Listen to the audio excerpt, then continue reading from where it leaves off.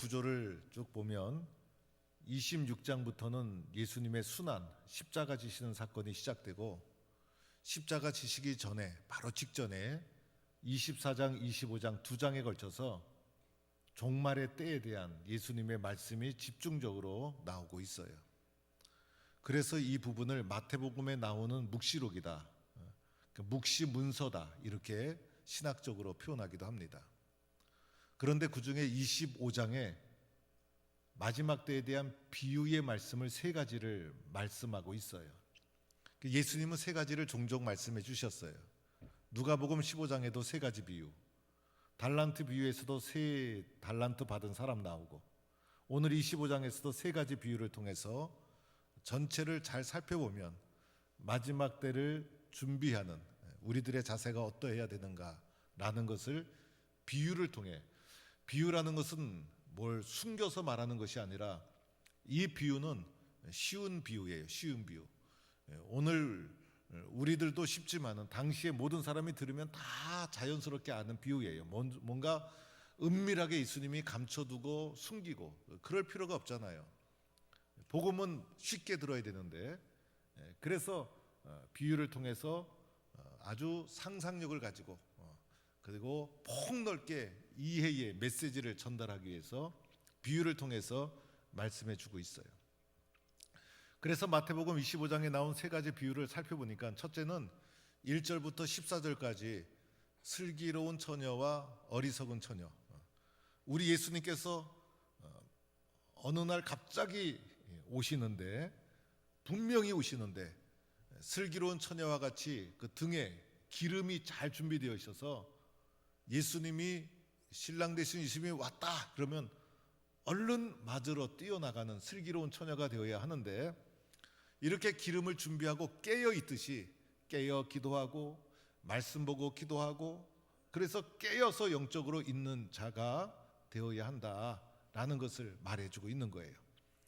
또 두 번째는 달란트 비유, 14절부터 이제 30절까지 달란트 비유가 나오는데, 달란트 비유에서는 한 달란트, 두 달란트, 다섯 달란트, 그죠? 그래서 한 달란트 받은 자는 그것을 땅에 묻어두었어요. 원금을 훼손하지 않았어요. 그러니까 두 달란트, 다섯 달란트는 즉시 가서 장사했어요. 즉시 가서 복종하고, 즉시 가서 말씀에 순종하고, 즉시 가서 복음을 전하고. 그래서 사실은 두 달란트, 다섯 달란트 받은 자가 원금을 까먹을 위험성이 있었어요. 그런데 그러함에도 불구하고 즉시 가서 장사하고 봉사하고 헌신했을 때, 어느 날 주인이 딱 돌아왔는데, 한 달란트 받은 자는 주님, 한 달란트 여기 있습니다. 그랬더니 뜻밖에도 주인이 악하고 게으른 종아, 엄청나게 책망하고, 두 달란트, 다섯 달란트는 갑절로 남기고 주님 앞에 보고했더니 착하고 충성된 종아. 그래서 그 모습이 마지막 때를 준비하는 우리들의 자세여야 한다, 비유를 통해 이렇게 말씀해 주고 있어요.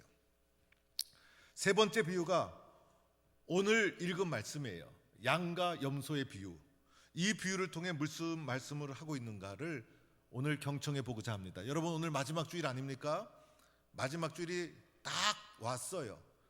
25년도 시작할 때는 마지막 주일을 생각하지 못했어요. 알기는 알았지만 실감하지 못했어요. 먼 훗날의 날이라고 생각을 했는데, 하루하루가 쌓여서 마지막 주일이 막상 되고 나니 한 해를 되돌아보게 되고, 다가올 또 새해를 준비하는 마음을 가지게 되고, 마지막 때는 반드시 온다, 그죠? 마지막 때는 반드시 온다. 종말의 때는 반드시 온다. 우리 예수님은 반드시 온다. 이것이 기독교 역사관인데, 이렇게 마지막 주일이 우리에게 왔듯이 우리 주님 반드시 오는데, 오늘 말씀을 통해서 우리 어떤 자세를 가지고 주님 오심을 기다려야 하는가를 다시 한번 생각해 보고자 합니다.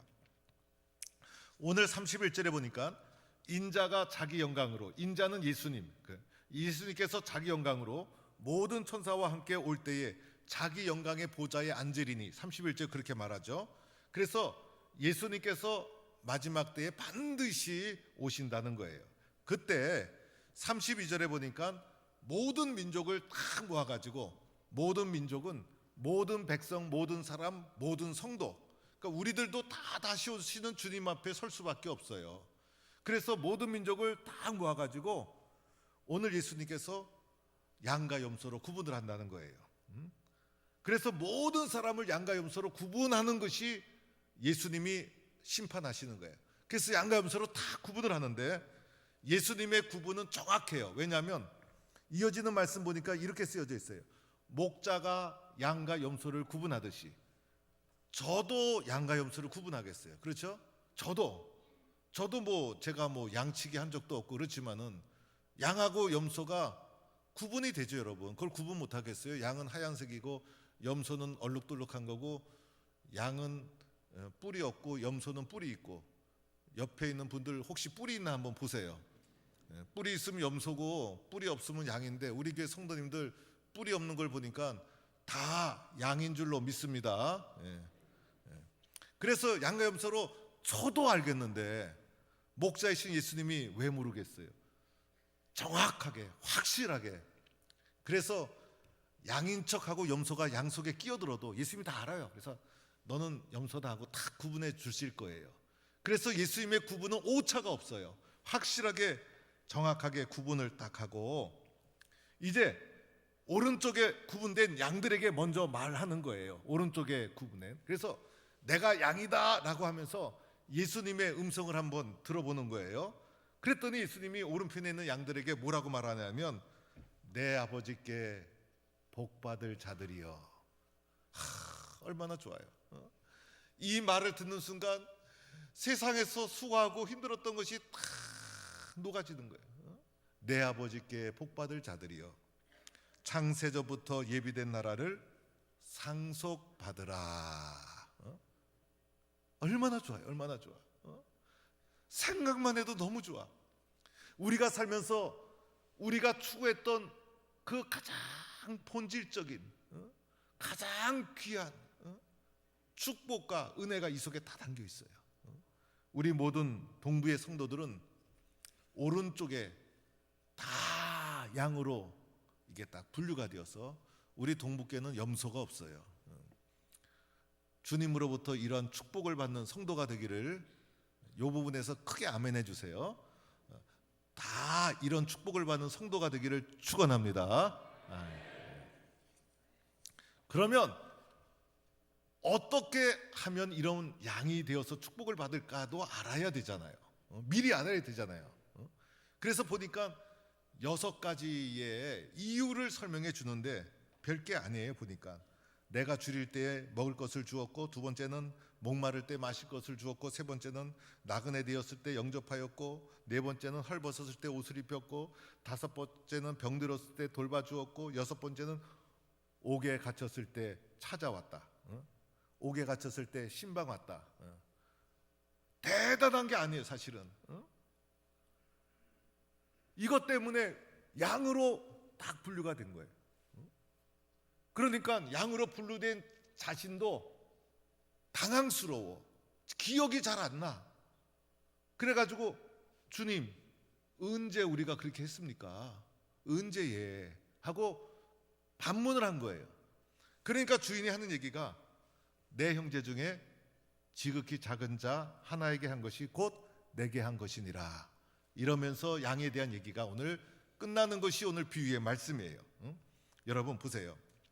양이 되어서 하나님께로부터 복을 받고 영원한 천국을 상속받는 그 일이 오늘 보니까 의외로 어렵지가 않더라는 거예요. 대부분 쉬운 일이에요. 그죠? 그래서 누구나 할 수 있는 것, 그 중에 가장 쉬운 것이 뭐냐면 목마를 때 마실 것을 주는 거. 누구나 할 수 있어요. 이거 할 수 없는 사람 있어요, 여러분? 그리고 저는 할 수 있는 게 더 많아 보니까 특히 뭐 옥에 갇혔을 때 찾아왔다. 옥에 갇혔을 뿐만 아니라 또 병들었을 때 돌봐주었다. 그래도 저는 신방 갔잖아요. 그러니까 너무 쉬워. 그래서 누구든지 나는 힘이 없어서 못합니다. 나는 능력이 없어서 못합니다. 라고 할 수가 없는 것들이더라는 거예요. 누구나 할 수 있어요. 누구나. 그런데 누구나 할 수 있지만은 결코 쉽지는 않아요. 왜냐하면 마음이 있어야 할 수가 있는 거예요. 기본적인 마음이 긍휼의 마음, 사랑의 마음, 존중의 마음, 인정의 마음, 그런 마음이 있어야만 할 수 있는 것들이에요. 쉽지만은. 그래서 마음이 닫혀버리고 이기적인 마음이 되고 아주 배타적인 마음이 되고 공격적인 마음이 되고 그런 마음이 있으면 이거 할 수 없는 거예요. 그래서 기본적으로 다른 사람에 대해서 존중하는 마음, 사랑하는 마음, 긍휼의 마음, 동정의 마음, 주님이 주신 이런 마음이 있다면 누구나 쉽게 할 수 있는 그런 것들이더라는 거예요.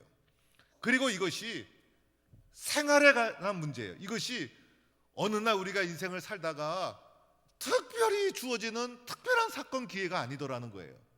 이것이 오늘도 있을 수 있고 내일도 있을 수 있고 내일 모레도 있을 수 있고 반복되고 매일매일 물 마시고 밥 먹고 옷 입고 매일매일 생활로 습관으로 우리의 삶 속에 주어지는 요소라더라는 거예요.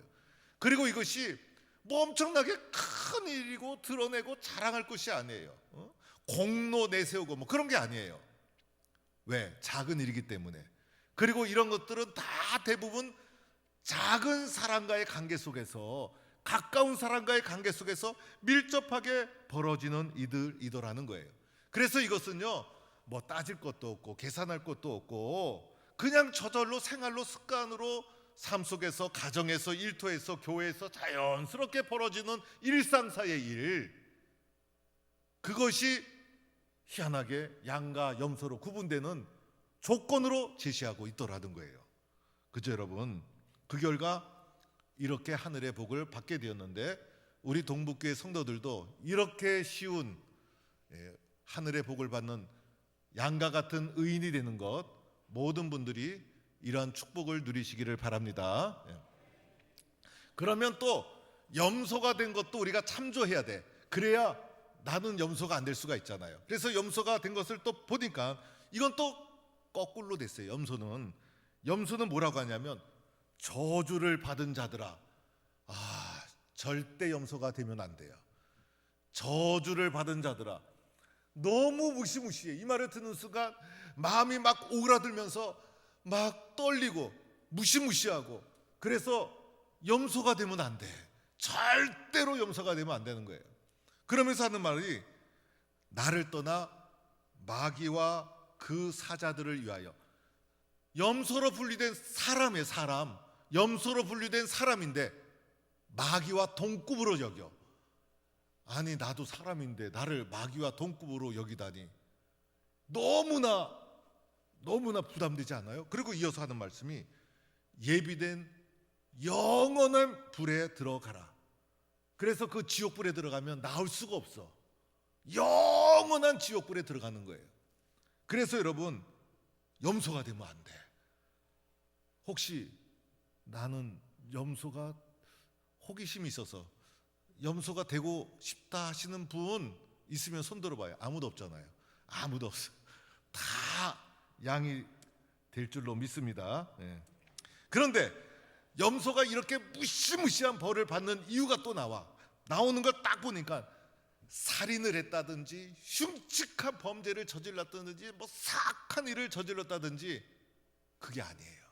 그게 아니고 보니까 양으로 분류된 사람과 반대가 나와요.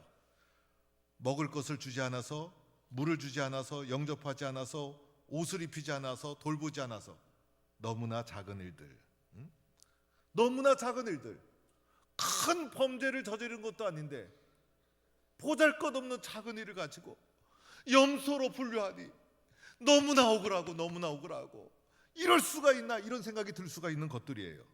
그래서 염소로 분류된 자들도, 주님 내가 언제 그랬습니까? 왜? 기억이 안 나. 그랬더니 주님이 하시는 말씀이, 이 지극히 작은 자의 하나에게 하지 아니한 것이 곧 내게 하지 아니한 것이라, 이렇게 말씀하고 있더라는 거예요. 여러분, 모든 분들이 우리 이제부터는 염소 고기는 좋아해도 염소는 안 돼요.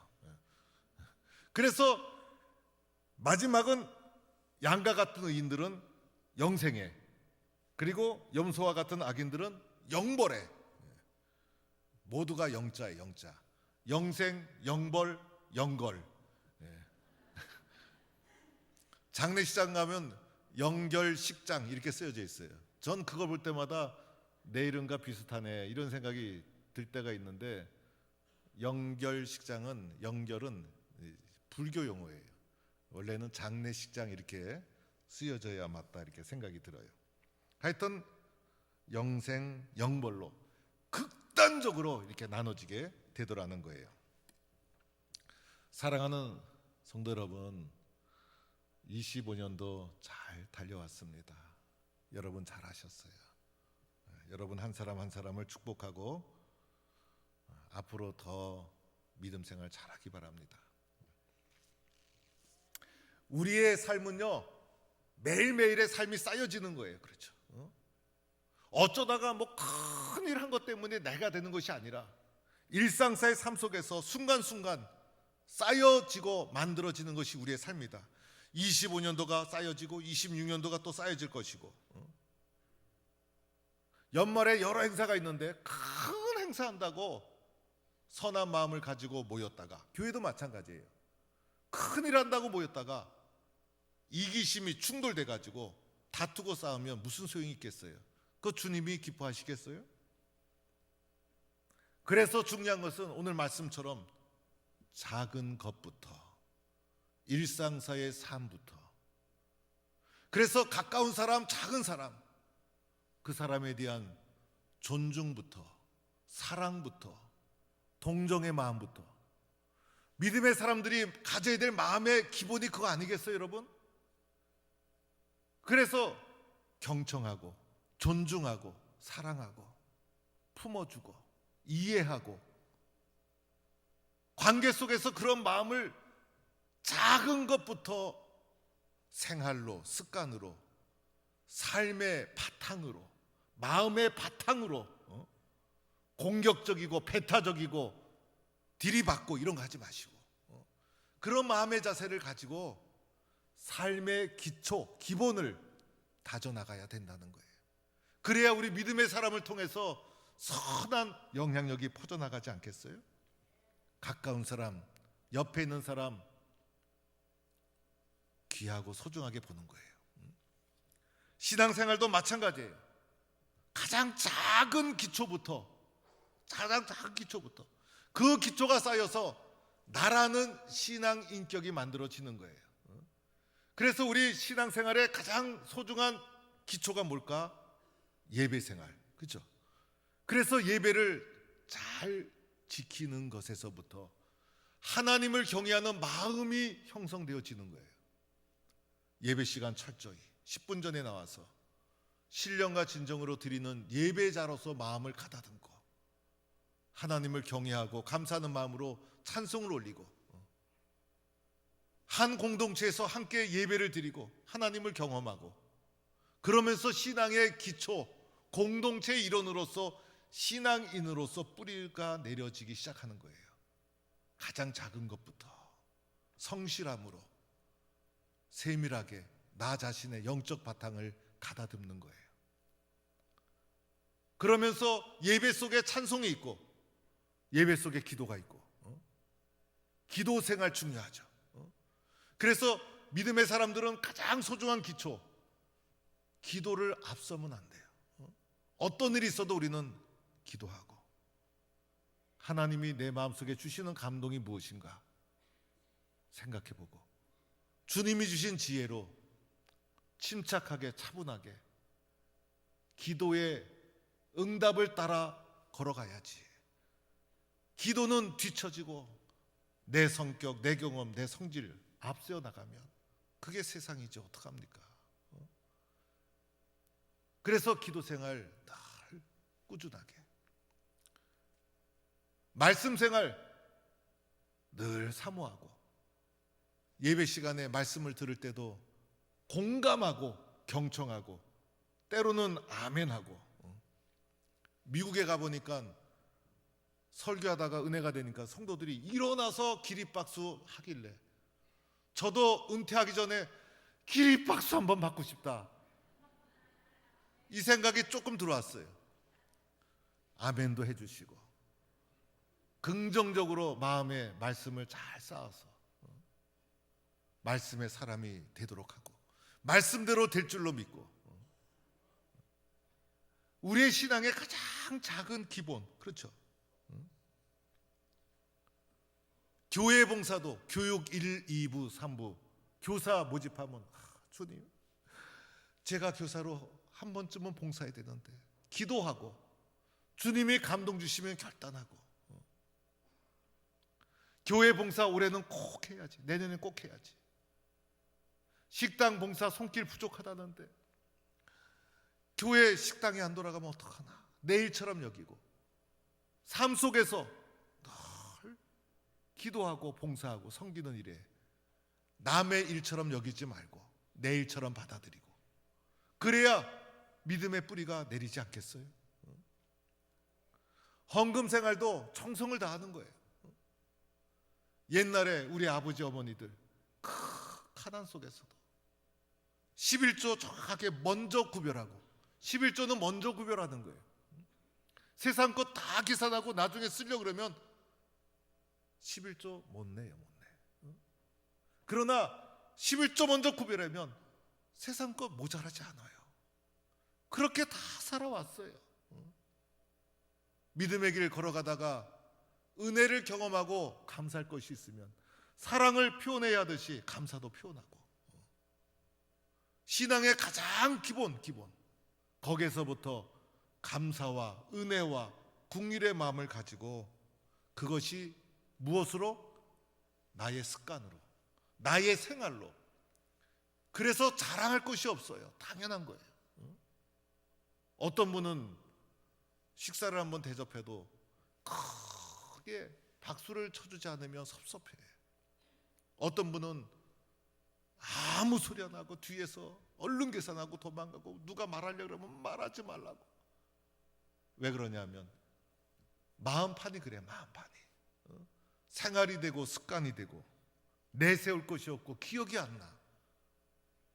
그렇죠 여러분? 다른 사람이 알아주지 않아도 괜찮아. 그런데 다른 사람이 알아줄 만한 특별한 게 아니야. 생활이고 습관이기 때문에. 그런데 이 작은 생활과 습관을 보고 계신 분이 있어요. 누가 보고 계십니까? 예수님. 예수님 한 분이 보고 계시면 괜찮은 거예요. 다 할 수 있어요. 이런 성도가 될 수 있기를 축원합니다. 오늘 이 말씀을 보면서 나는 양이었나, 나는 염소였나. 양과 염소는요, 염소가 양인 척 할 수가 없어요. 염소가 양인 척 할 수가 없어. 원래 양은 양이고 염소는 염소예요. 우리는요, 마음 바탕에서부터 작은 삶에서부터 양으로 아예 설정을 하고 양으로 충성하고 봉사해야지. 양이 됐다, 염소가 됐다, 양이 됐다, 염소, 그러면 안 돼요. 그런 건 있을 수가 없는 거예요. 그 사람은 바탕이 염소인 거예요. 오늘 이것은 염소, 양 중에서도 좋은 양, 또 덜 좋은 양, 별로 안 좋은 양, 이렇게 양을 구분한 것이 아니라 양과 염소 완전히 다른 거예요. 구원받은 우리들은 다 하나님 앞에 양이 되어서 이런 은혜와 축복을 누릴 수 있기를 바랍니다. 25년도 돌아보면 나는 양이었나 염소로 살아왔나.